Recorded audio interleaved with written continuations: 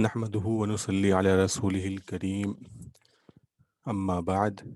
اعوذ باللہ من الشیطان الرجیم بسم اللہ الرحمن الرحیم آج کا سبق جو ہے وہ سورہ بقرہ کا رکوع 30 ہے۔ پچھلے رکوع میں طلاق کے احکام بیان کیے گئے تھے اور یہ بیان کیا گیا تھا کہ طلاق 2 مرتبہ ہے اور 2 مرتبہ طلاق دینے کے بعد شوہر کو اختیار ہوتا ہے کہ وہ رجوع بھی کر سکتا ہے یا پھر اسی طلاق پہ عورت کو باقی رکھ کر چھوڑ سکتا ہے، اور جب اس کی عدت گزر جائے گی تو وہ عورت نکاح سے نکل جائے گی۔ اسی طریقے سے اللہ تعالیٰ نے فرمایا تھا کہ خلا بھی ہو سکتا ہے، یعنی اس مال میں کوئی گناہ کی بات نہیں ہے اگر عورت اپنی طرف سے کوئی مال دے کر کے اپنے آپ کو چھڑا لے۔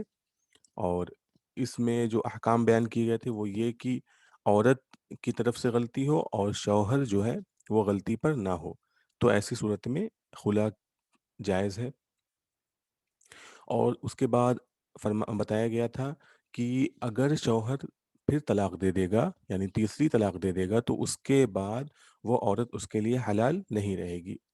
بس ایک صورت ہے اس کے بعد حلال ہونے کی، وہ یہ ہے کہ وہ عورت اپنی مرضی سے نکاح کر لے،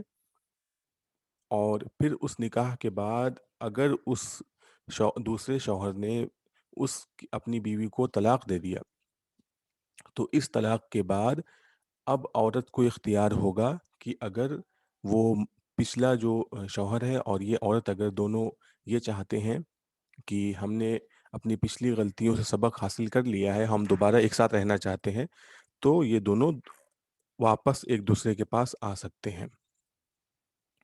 ایک اور حکم بیان کیا گیا تھا کہ عورتوں کی جب عدت پوری ہونے لگے تو ان کو اگر روکنا ہے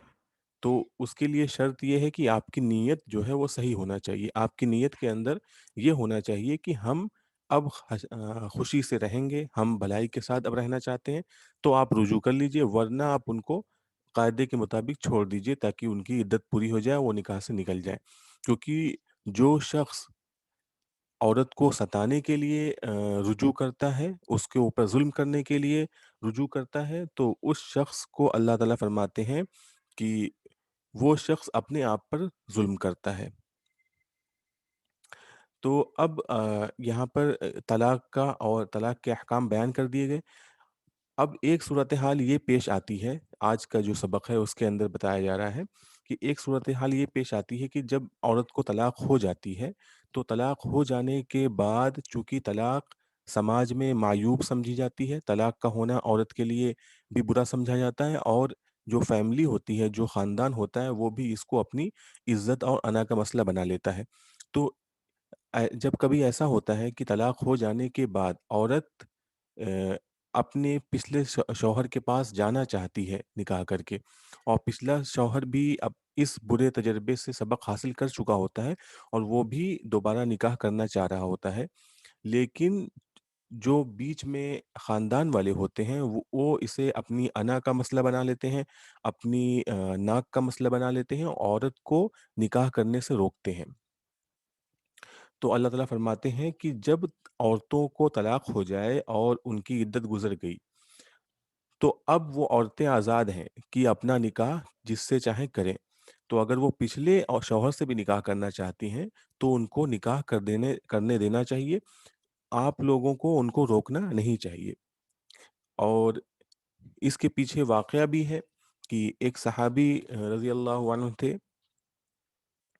ان کی جو بہن تھی ان کو طلاق دے دیا گیا،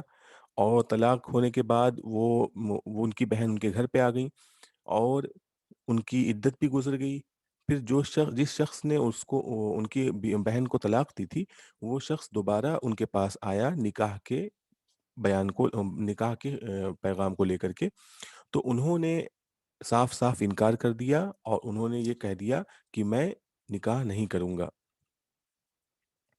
تو اس چیز کے لیے روکا گیا، تو اللہ تعالیٰ نے فرمایا کہ جب عورتوں کی طلاق ہو جائے اور ان کی عدت پوری ہو جائے تو ان کو نکاح کرنے سے مت روکو ان کے شوہروں کے ساتھ۔ اللہ تعالیٰ فرماتے ہیں آگے کہ اس طرح یعنی عورتوں کو ان کی مرضی سے نکاح کرنے کی چھوٹ دینا، رخصت دینا یہ بہتر ہے، یہ تمہارے لیے نصیحت کی چیز ہے۔ اللہ تعالیٰ اس کے ذریعے تم کو نصیحت فرماتے ہیں، کیونکہ تم جو ہو وہ جو مرد ہوتے ہیں سوسائٹی میں وہ تو تھوڑی سی طاقت کے حامل ہوتے ہیں، اچھی پوزیشن پہ ہوتے ہیں اور وہ چیزوں کو کنٹرول کرتے ہیں، تو تم کو چونکہ ایک پوزیشن دی گئی ہے، ایک درجہ دیا گیا ہے، تو تم کو نصیحت کی جا رہی ہے کہ تم اگرچہ روک سکتے ہو طاقت سے، لیکن تم اپنی طاقت کا استعمال یہاں پر مت کرو، عورتوں کو اپنی مرضی سے نکاح کرنے دو۔ اور آگے فرماتے ہیں اللہ تعالیٰ کہ ذالک ازکا لکم و اطہر، اور یہ تمہارے لیے زیادہ پاکیزگی کا ذریعہ ہے، یہ پاکیزگی کی چیز ہے، یعنی عورتوں کو ان کی مرضی سے نکاح کرنے دینا یہ معاشرے کے لیے اور مردوں کے لیے، سب کے لیے یہ پاکیزگی کا ذریعہ ہے، کیونکہ عورتوں کو ان کی مرضی سے روکنا، ان کو کچھ نہ کرنے دینا، ان کی پسند سے نکاح نہ کرنے دینا، یہ سماج کے لیے برائی کو دعوت دیتا ہے۔ اسی طرح اللہ تعالیٰ فرماتے ہیں کہ اگرچہ تم کو اپنی طاقت کو دبا کے رکھنا، اپنی مرضی کا استعمال نہ کرنا، یہ تم کو اچھا نہیں لگتا ہے، تم چیزوں کو کنٹرول کرنا چاہتے ہو، لیکن اللہ تعالیٰ جانتا ہے کہ یہ چیز کرنا تمہارے لیے بہتر نہیں ہے، تم نہیں جانتے ہو۔ اللہ تعالیٰ فرماتے ہیں واللہ یعلم وانتم لا تعلمون۔ تو تو یہاں پہ چیزوں کو بیان کیا گیا۔ دوسرا جو مسئلہ بیان کیا گیا ہے رکوع 30 میں، وہ ہے رضاعت کا مسئلہ۔ رضاعت کہتے ہیں دودھ پلانا۔ تو اللہ تعالیٰ فرماتے ہیں اس کے اندر، اس میں کچھ چیزوں کو بیان کیا گیا ہے، جیسے جو شخص پوری مدت کے لیے دودھ پلانا چاہے تو وہ پوری مدت کیا ہے، 2 سال ہے، کہ والوالدات یرضعن حولین کاملین لمن اراد ان یتم الرضاعہ، کہ جو لوگ اپنی پوری مدت کے لیے دودھ پلانا چاہتے ہیں تو ان کے لیے پوری مدت ہے 2 سال۔ پھر اسی طریقے سے کہ جو عورت دودھ پلا رہی ہے، جو والدہ ہے، اس کا نفقہ، اس کا کھانا پینا اور اس کا پہننا، اوڑھنا پہننا، وہ ساری چیز مرد کے یعنی شوہر کے ذمے ہے، جو بچے کا باپ ہے اس کے ذمے ہے۔ یعنی اگر وہ عورت اس باپ کے نکاح میں موجود ہے تو وہ تو ظاہر سی بات ہے، اس کا نفقہ، اس کا کھانا پینا اس کے ذمے ہے، اور اگر وہ عورت طلاق بھی اس کو ہو گئی ہے، اس کے باوجود جب تک وہ عدت میں ہے، جب تک وہ دودھ پلا رہی ہے تو اس کا کھانا پینا اور اس کا پہننا اوڑھنا جو ہے وہ مرد کے ذمے ہے، شوہر اور والد کے ذمے ہے۔ دوسرے اللہ نے فرمایا کہ لا تکلف نفس الا وسعها، کہ کسی بھی ذات کو اس کی وسعت سے زیادہ تکلیف نہ دی جائے۔ اس میں اس کا مطلب یہ ہے کہ جو والدہ ہے، جو دودھ پلا رہی ہے، اس کو بھی دودھ پلانے پہ مجبور نہ کیا جائے۔ اگر اس کو کسی چیز کی تکلیف ہو، اس کو کسی جائز کوئی عذر ہو، کوئی بیماری ہو اور جس کی وجہ سے وہ دودھ نہیں پلا سکتی ہے، تو زبردستی اس کے ساتھ نہ کی جائے کہ تمہارا بچہ ہے، تم کو دودھ پلانا ہی پڑے گا۔ تو لا یضار والدتم لا لا تضار والدتم بولدیہا، کہ والدہ کو اس کے بچوں کی وجہ سے تکلیف نہ پہنچائی جائے۔ اور اسی طرح فرمایا گیا کہ ولا مولود لہ بولدہ، اور باپ کو بھی اس کے لڑکے کی وجہ سے تکلیف نہ پہنچائی جائے۔ یعنی اگر باپ جو ہے وہ غریب ہے اور جو ماں ہے وہ دودھ پلا سکتی ہے، اور اس کے باوجود وہ جان بوجھ کے دودھ نہ پلائے تاکہ باپ جو ہے وہ چونکہ اس کا بچہ ہے وہ جھک مار کے دودھ پلوائے گا، تو اس طرح سے کسی کو یہ تکلیف دینا یہ صحیح نہیں ہے۔ تو نہ باپ کو بچے کی وجہ سے تکلیف پہنچائی جائے، نہ ماں کو بچے کی وجہ سے تکلیف پہنچائی جائے۔ اسی طرح پانچواں جو حکم بیان کیا گیا وہ یہ کہ کسی کا باپ نہ ہو، اگر کسی کا باپ نہ ہو کسی بچے کا، اور اس کو دودھ پلوانا ہے، یا اس کی اگر کوئی ماں اپنے بچے کو دودھ پلا رہی ہے، تو وہ ساری ذمہ داری جو ہے اس بچے کے وارث پہ آ جاتی ہے۔ یعنی اگر بچے کا دادا موجود ہے تو دادا چونکہ وارث ہے تو دادے کے اوپر اس کے اوپر یہ ساری ذمہ داری آ جاتی ہے۔ اسی طریقے سے بچے کی وارث جو ہے وہ ماں خود ہے، تو جتنے وارث ہوں گے اس کے اسی حساب سے ذمہ داری جو ہے وہ تقسیم ہو جائے گی، اور وہ تمام وارث اس خرچے کو اٹھائیں گے، بچے کے خرچے کو۔ اور اللہ ताला ने आगे फरमाया कि अगर बाहमी रज़ामंदी और मशवरे से ये माँ-बाप जो हैं ये बच्चे का दूध छुड़ाना चाहें, तो ये इस बच्चे का दूध छुड़वा सकते हैं। फ़इन अरादा फ़िसालन अन तरादिम मिनहुमा व तशावुरिन फ़ला जुनाह अलैहिमा, कि अगर ये अपनी बाहमी रज़ामंदी से बच्चे का दूध छुड़ाना चाहते हैं, तो दूध छुड़ा सकते हैं। और फिर अल्लाह ने फरमाया कि अगर तुम दूध पिलवाना चाहते हो, तो इसमें भी कोई हर्ज नहीं है, तुम दूध पिलवा सकते हो। और फिर तीसरा जो मज़मून बयान किया गया वो ये कि अगर कोई औरत बेवा हो गई, तो बेवा की इद्दत क्या है? बेवा की इद्दत कुरान ने बताया है कि 4 महीना 10 दिन है। और इद्दत जब गुज़र जाए, तो उसके बाद वो अपने मर्ज़ी से अपने हक़ में कोई भी फ़ैसला कर सकती है निकाह करने का।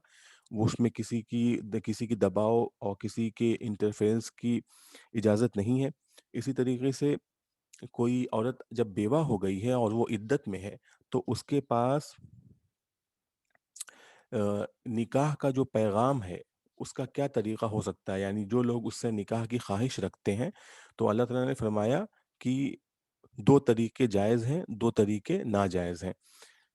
जायज़ तरीक़ा ये है कि इशारे में कोई बात कह दी जाए, इशारे में उस बेवा से अगर आप बात कर दें, निकाह की बात, तो ये सही है। इशारे में जैसे अगर आपको शादी करनी है उस बेवा से, तो आप बजाए इसके कि ये कहें कि मैं तुमसे शादी करना चाहता हूँ, आप ये कह दें कि मैं भी शादी के लिए एक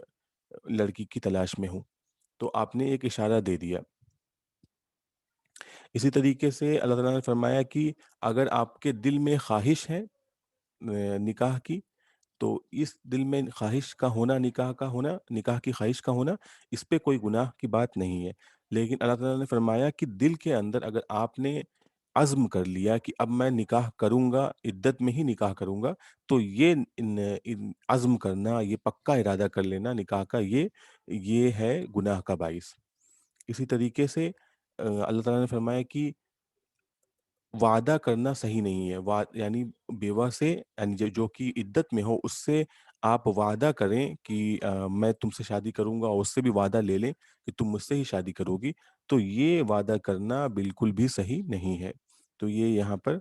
3 तरह के हुक्म बयान किए गए, तलाक के कुछ अहकाम, और दूध पिलाने के, और बेवा औरतों के अहकाम बयान किए गए।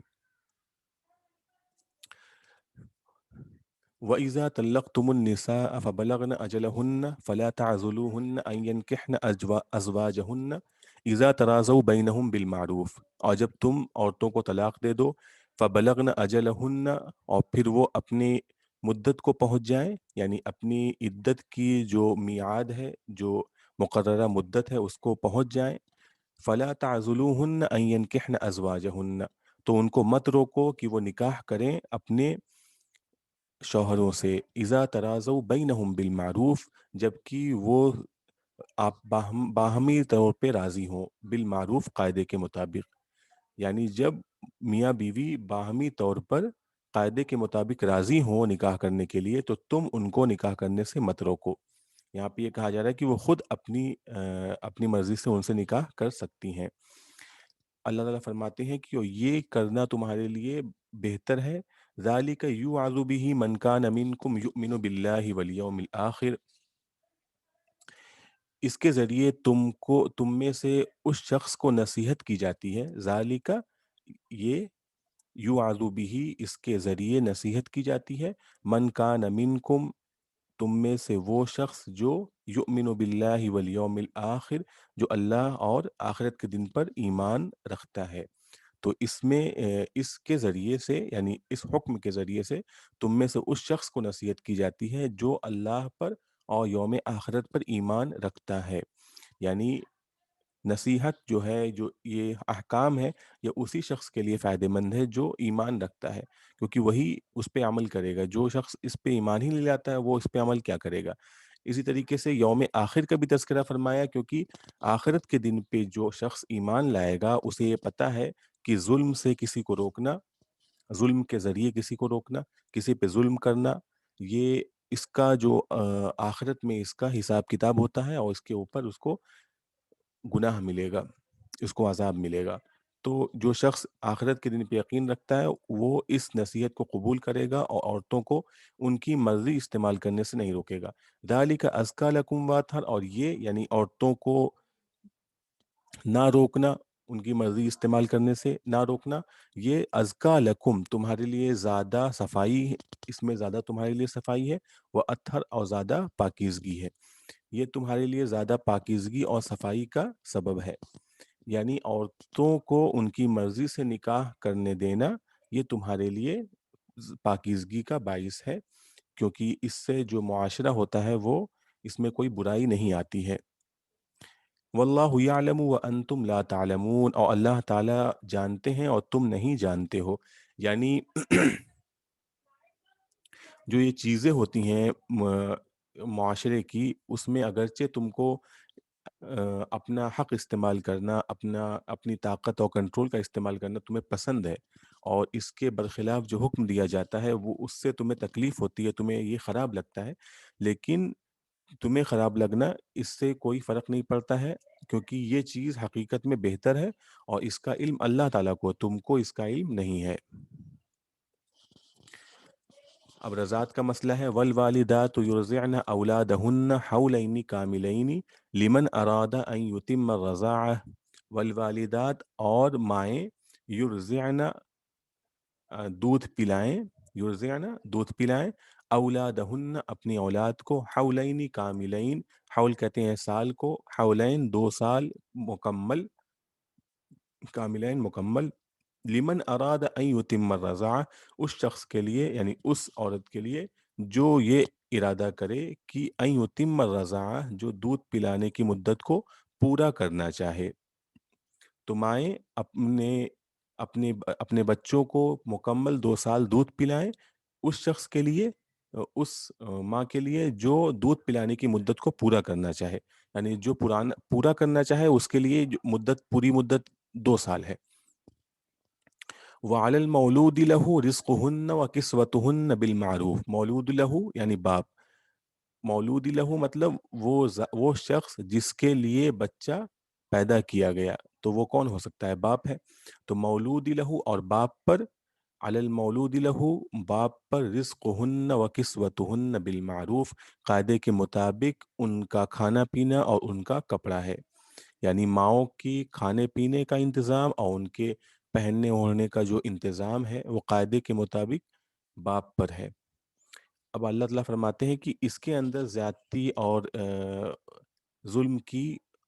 گنجائش ہو سکتی ہے، ایک دوسرے پہ لوگ تکلیف پہنچا سکتے ہیں، تو ایسا نہیں کرنا چاہیے۔ لا تکلف نفس الا وسعها، کسی بھی جان کو تکلیف نہیں دی جاتی ہے مگر اس کے وسعت کے مطابق، کسی بھی جان کو اس کی وسعت کے مطابق ہی تکلیف دی جائے۔ یعنی اگر کوئی شخص دودھ پلا سکتا ہے، کوئی عورت دودھ پلا سکتی ہے، اور اس کے باوجود اگر دودھ پلانے سے منع کر دے کہ باپ کو تکلیف ہوگی، باپ ڈھونڈے گا جا کر کے دودھ پلانے والے کو، نہیں ملے گا تو، یا بچہ دودھ نہ بچہ ماں کے علاوہ کسی کا دودھ نہ پیتا ہو اور پھر بھی ماں اس کے باپ کو تکلیف پہنچانے کے لیے دودھ نہ پلائے، تو یہ اس کی اجازت نہیں ہے۔ اسی طریقے سے اگر ماں کو کوئی جائز عذر ہے، کوئی صحیح میں کوئی تکلیف ہے اور وہ ماں دودھ نہیں پلا سکتی ہے، لیکن زبردستی کرنا کہ تم کو دودھ پلانا ہی پڑے گا، تو یہ بھی جائز نہیں ہے۔ تو کسی بھی جان کو اس کی وسعت کے علاوہ تکلیف نہیں دی جائے گی۔ اسی چیز کو آگے بتاتے ہیں، لا تزار والدتم بولدها ولا مولود له بولدی، اور کسی بھی والدہ کو، کسی بھی ماں کو تکلیف نہ پہنچائی جائے اس کے بچے کی وجہ سے، اور کسی بھی باپ کو تکلیف نہ پہنچائی جائے اس کے بچے کی وجہ سے۔ اب اس میں اگر تمام طرح کے جو حکم ہیں وہ آ گئے، وعلی الوارث مثل ذلک، اور یہ تمام حکم جو ہیں اگر باپ نہ ہو، بچے کا باپ نہ ہو تو بچے کے وارث پر ہے، وعلی الوارثی اور بچے کے وارث پر، مثل ذلک اسی طرح کے احکام ہیں، یعنی باپ اگر نہ موجود ہو تو وارث پر یہ تمام احکام جاری ہوتے ہیں، یعنی کھانے پینے کا انتظام، رہنے سہنے کا انتظام،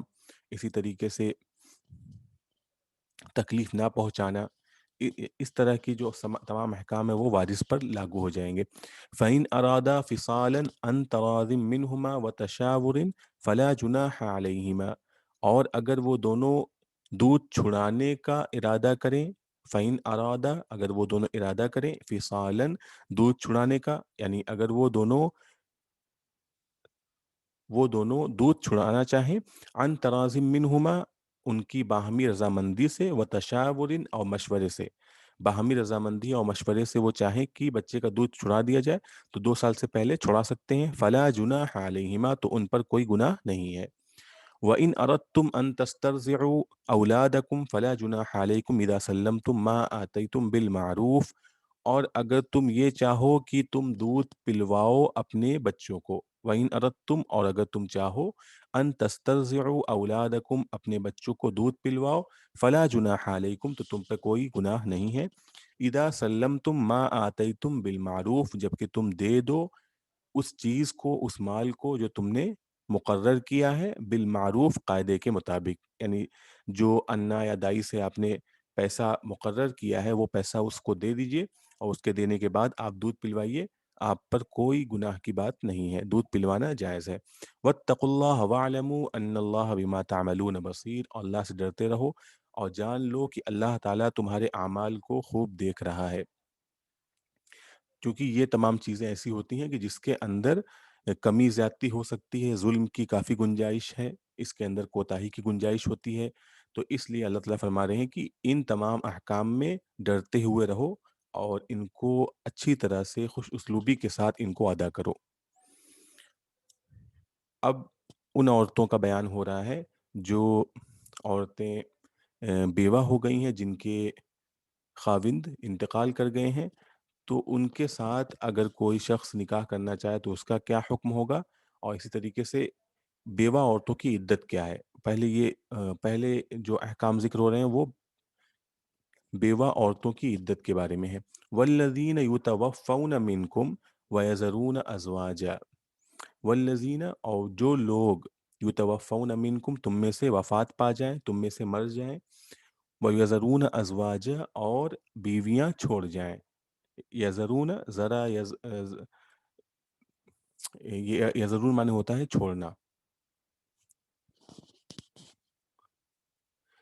یذرون ازواجا اور بیویاں چھوڑ جائیں، یتربصن بانفسہن اربعۃ اشہر وعشرہ،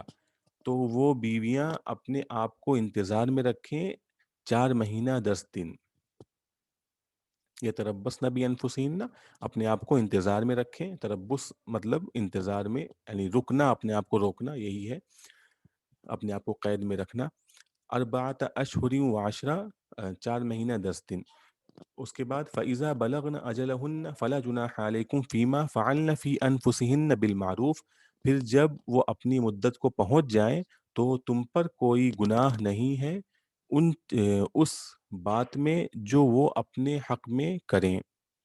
فلا جناح علیکم تو تم پر کوئی گناہ نہیں ہے، فیما فعلن فی انفسہن بالمعروف اس معاملے میں جو وہ کریں اپنے حق میں قاعدے کے مطابق، تو جو کچھ وہ اپنے حق میں کریں قاعدے کے مطابق اس میں تم پر کوئی گناہ نہیں ہے۔ یعنی عدت کے پورے ہو جانے کے بعد وہ جس سے بھی چاہے نکاح کریں، تم کو اس پر کوئی ذمہ داری کا مطالبہ نہیں کیا جا رہا ہے، تم ان کو چھوڑ دو، تم پر کوئی گناہ نہیں ہوگا۔ واللہ بما تعملون خبیر، اور اللہ تعالیٰ تمہارے کاموں سے باخبر ہے۔ اب جو ہے وہ بیوہ عورتوں سے عدت کے اندر